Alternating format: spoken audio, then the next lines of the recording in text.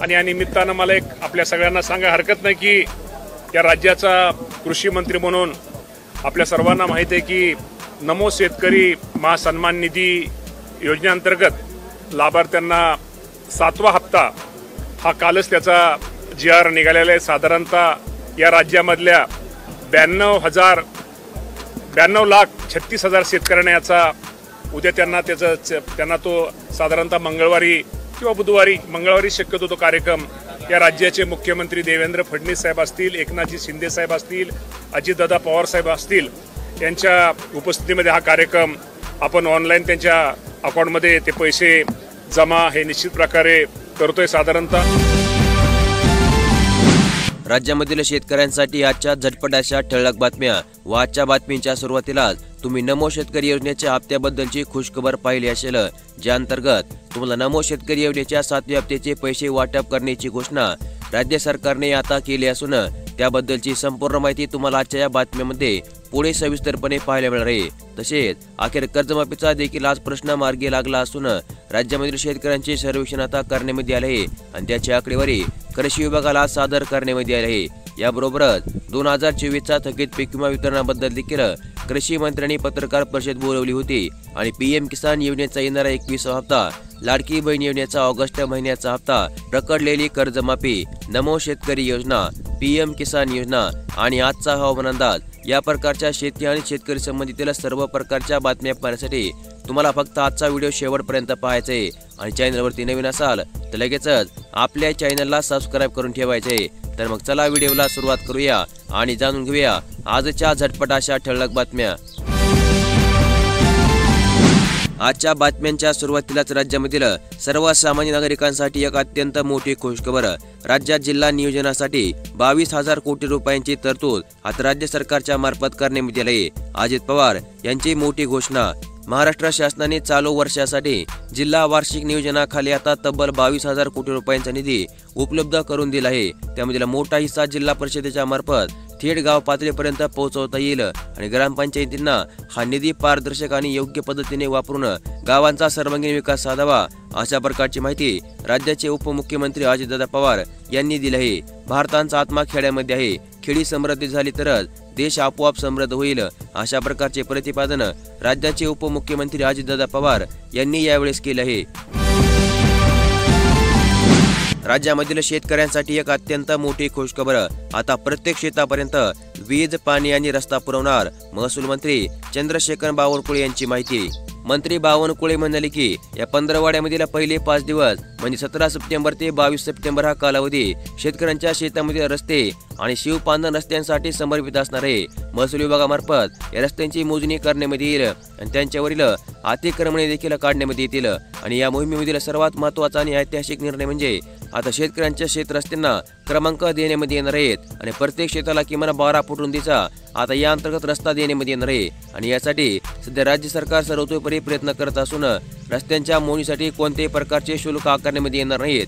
तसेच अतिक्रमणे काढण्यासाठी पोलीस बंदोबस्तांचा खर्च देखील शेतकऱ्यांवर सोपवण्यामध्ये येणार नाही। कापूस उत्पादक शेतकऱ्यांसाठी कृषी विभागाच्या मार्फत पुन्हा विनवणी। हमीभावाने कापूस विक्रीसाठी आता किसान ॲपच्या माध्यमातून नोंदणी करणे आवश्यक आहे। 1 ते 30 सप्टेंबर पर्यंत आता तुम्हाला ही नोंदणी करून घ्यावी लागणार आहे। केंद्र सरकारने 2025-26 वर्षामध्ये हमीभावाने कापूस खरेदी करण्यासाठी किसान ॲप सुरू केले आणि ॲपच्या माध्यमातून 1 सप्टेंबर ते 30 सप्टेंबर या दरम्यान कापूस उत्पादक शेतकऱ्यांना आपल्या कापसाची नोंदणी करणे आता आवश्यक असणार आहे। देशामधील शेतकऱ्यांसाठी एक अत्यंत दिलासादायक अशी बातमी। GST दरांच्या सुधारणामुळे आता शेतकऱ्यांना मिळणार आहे मोठा दिलासा। नुकत्याच पार पडलेल्या GST काउन्सिलिंगच्या बैठकीमध्ये महत्त्वाचे निर्णय घेऊन त्यांची घोषणा केंद्रीय अर्थमंत्री निर्मला सीतारामन यांनी केली। या निर्णयामुळे शेतकऱ्यांना थेट आता फायदा होणार असून उत्पन्न खर्चामध्ये कपात होईल आणि उत्पन्न वाढीच्या दिशेने शेतकऱ्यांची वाटचाल होईल। ट्रॅक्टर, हार्वेस्टर, गवत कापणी यंत्र, पीक कापणी मशीन, कंपोजिट मशीन यांवर आता GST 12% थेट 5% करण्यामध्ये आला असल्यामुळे ट्रॅक्टर पार्टवरील कर आता 18% 5% करण्यामध्ये आला आहे। याबरोबरच हातपंप, स्प्रिंकलर, ड्रिप सिंचन प्रणालीवर देखील 5% कर लागू करण्यामध्ये येते। खते आणि कीटकनाशकावरील देखील मोठी सवलत देण्यामध्ये आली असून रासायनिक खते, जैविक कीटकनाशकावरील कर आता 5% करण्यामध्ये आला आहे। त्यामुळे शेतकऱ्यांना कमी खर्चामध्ये अधिक उत्पन्न करता येईल आणि यामुळे देशामधील संपूर्ण शेतकऱ्यांना आता मोठा दिलासा मिळणार आहे. राज्यामधील शेतकऱ्यांना ई पीक पाणी करून घेण्याचे कृषी विभागाचे आव्हान. हमी भावाने जर शेतमाल विक्री करायचा असेल तर मग आजच करा तुमच्या पिकांची ई पीक पाणी. शेतकऱ्याच्या शेतमालाला योग्य तो दर मिळावा, कुठल्याही शेतकऱ्याची आर्थिक लूट होऊ नये म्हणून केंद्र शासनाच्या वतीने आधारभूत किंमत जाहीर करण्यामध्ये येते. त्याचा लाभ घेण्यासाठी आता तुम्हाला तुमची ई पीक पाणी करून घेणे बंधनकारक करण्यामध्ये आले आहे. यासोबतच यंदा सोयाबीनला 5,328 रुपयांचा हमी भाव जाहीर करण्यामध्ये आला आहे. केंद्र सरकारने यंदा सोयाबीनला 5,328 रुपये प्रति क्विंटल हमी भाव जाहीर केला असून गत वर्षी 4,892 रुपयापर्यंत हमी भाव जाहीर करण्यात आला होता व गत वर्षीच्या तुलनेमध्ये यंदा 436 रुपयांची वाढ करून आता 5,328 रुपयांचा हमी भाव सोयाबीनला जाहीर करण्यात आला आहे. तुमच्या ग्रामपंचायतीने कोटी आणि किती पैसा खर्च केला मोबाईल फोनच्या माध्यमातून आता हिशोब तपासा. ई ग्राम स्वराज्य पोर्टल आणि मोबाईल ॲपच्या माध्यमातून आता होणार आहे मोठी मदत.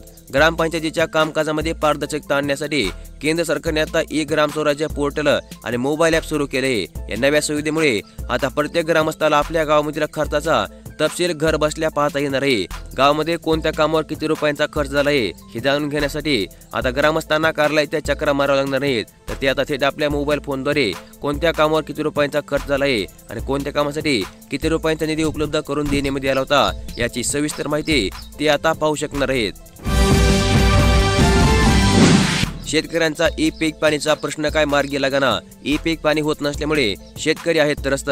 शासनाने पीक विमा आणि इतर योजनांचा लाभ घेण्यासाठी ई पीक पाणी करणे अनिवार्य केले आहे, परंतु गेल्या काही दिवसांपासून तांत्रिक अडचणीमुळे ही प्रक्रिया पूर्ण होत नसल्यामुळे शेतकऱ्यांमध्ये चिंतेचे वातावरण पाहायला मिळत आहे. तसेच ई पीक पाणी करण्यासाठी अंतिम तारीख 14 सप्टेंबर असल्यामुळे शेतकऱ्यांची धावपळ सुरू आहे. शेतकरी वारंवार ई पीक पाणी करण्याचा प्रयत्न करत आहेत, परंतु सर्व्हर डाऊन असल्यामुळे ही प्रक्रिया काय पूर्ण होत नाही आणि यामुळे सध्या शेतकरी त्रस्त झाले असून त्यांना वेळेमध्ये ई पीक पाणी प्रक्रिया पूर्ण न होण्याबद्दल सध्या भीती वाटत आहे आणि या समस्येवर तातडीने राज्य सरकारने तोडगा काढण्याची मागणी आता शेतकऱ्यांच्या माध्यमातून करण्यामध्ये येत असून जेणेकरून त्यांना पीक विमा आणि राज्य सरकारच्या इतर योजनांचा लाभ घेता येईल.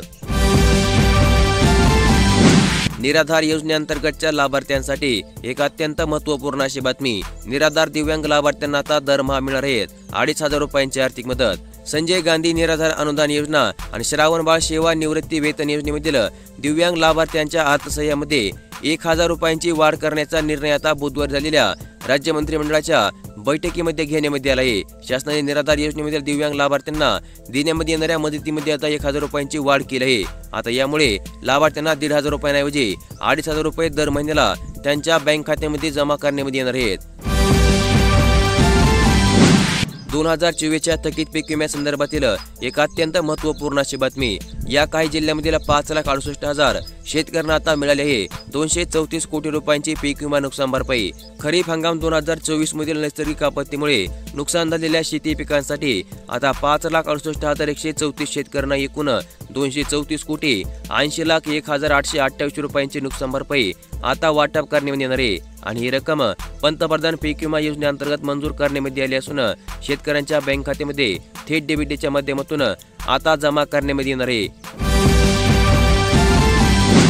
राज्यामधील नमो शेतकरी योजनेअंतर्गतच्या लाभार्थ्यांची आता अखेरकार प्रतीक्षा संपली. शेतकऱ्यांना गणपती बाप्पा पावला. नमो शेतकरी योजनेसाठी 1,932 कोटी रुपये राज्य सरकारने मंजूर केले आहेत. सध्या सर्वत्र गणेश उत्सवाची धामधूम सुरू असतानाच राज्यामधील शेतकऱ्यांसाठी एक अत्यंत मोठी आनंदाची बातमी राज्य सरकारच्या माध्यमातून समोर येत आहे. महाराष्ट्र सरकारने नमो शेतकरी महासन्मान निधी योजनेसाठी 1,932 कोटी रुपये मंजूर केले असून शेतकऱ्यांचे आर्थिक सक्षमीकरण व्हावे, शेती करत असताना त्याला आर्थिक मदत प्राप्त व्हावी आणि यासाठी नमो शेतकरी महासन्मान निधी योजनेच्या माध्यमातून केंद्र सरकारप्रमाणेच राज्य सरकार सुद्धा शेतकऱ्यांना दरवर्षी 6,000 रुपयांची आर्थिक मदत करते.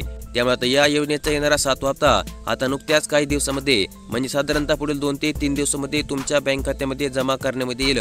अशा प्रकारची अधिकृत अशी माहिती आता राज्य सरकारच्या कृषी विभागाच्या मार्फत काल जाहीर करण्यामध्ये आली. सुधारित पीक विमा 2025 संदर्भातील एक अत्यंत महत्त्वपूर्ण अशी बातमी. पीक विम्याचे ट्रिगर रद्द केल्यामुळे शेतकरी 700 कोटींना मुकले. खरीपामध्ये नव्या योजनेमध्ये पीक कापणीच्या आधारावर आता मिळणार आहे नुकसान भरपाई. राज्य सरकारने यंदा प्रधानमंत्री पीक विमा योजना सुधारित स्वरूपामध्ये लागू केले आणि यामध्ये शेतकऱ्यांना पिकाच्या विविध टप्प्यावर होणाऱ्या नुकसानीची सर्वाधिक परतावा मिळणारे 4 ट्रिगर रद्द करण्यात आले आहेत। यामुळे आता यंदा खरीपामध्ये पिकांचे 90% अधिक नुकसान होऊन देखील शेतकरी पीक विमा कंपनीच्या मार्फत 3 घटकांतर्गत मिळणाऱ्या अंदाजित 700 कोटींच्या नुकसान भरपाईला मुकणार आहेत। अशा प्रकारची धक्कादायक बातमी कृषी विभागाच्या मार्फत जाहीर करण्यात येते। तर मग चला जाणून घेऊया आजचा हवामान अंदाज। मराठवाडा आणि मध्य महाराष्ट्रामध्ये आता पावसाचा जोर कमी होणार असल्याचा अंदाज हवामान विभागाने जाहीर केला आहे। आज राज्यामधील अनेक भागामध्ये पावसाचा अंदाज असून रायगड, ठाणे, पालघर, नाशिक, धुळे, नंदुरबार तसेच पुणे जिल्ह्याच्या घाटमाथ्यावर काही ठिकाणी जोरदार ते अतिजोरदार पाऊस होण्याची शक्यता हवामान विभागाच्या मार्फत जाहीर करण्यात येते। याशिवाय सिंधुदुर्ग, रत्नागिरी, पुणे आणि अहमदनगर या जिल्ह्यामध्ये तर मराठवाड्यामधील छत्रपती संभाजीनगर, जालना, नांदेड, बीड आणि विदर्भातील बुलढाणा, अकोला, अमरावती, भंडारा, गोंदिया आणि चंद्रपूर या जिल्ह्यामध्ये ढगाळ हवामानासह हलक्या ते मध्यम स्वरूपाच्या सरी कोसळतील अशा प्रकारचा अंदाज हवामान विभागाने जाहीर केला आहे। तर मग अशा प्रकारच्या आजच्या दिवसभरामधील झटपट अशा ठळक बातम्या आज आपण या व्हिडिओमध्ये पाहिल्या आणि अशाच प्रकारच्या दररोजच्या दररोज बातम्या पाहण्यासाठी लगेच आपले चॅनल सबस्क्राईब करून ठेवा। नोटिफिकेशन बेलला ऑल वरती सेट करा आणि आजचा व्हिडिओ देखील लाईक करा। धन्यवाद।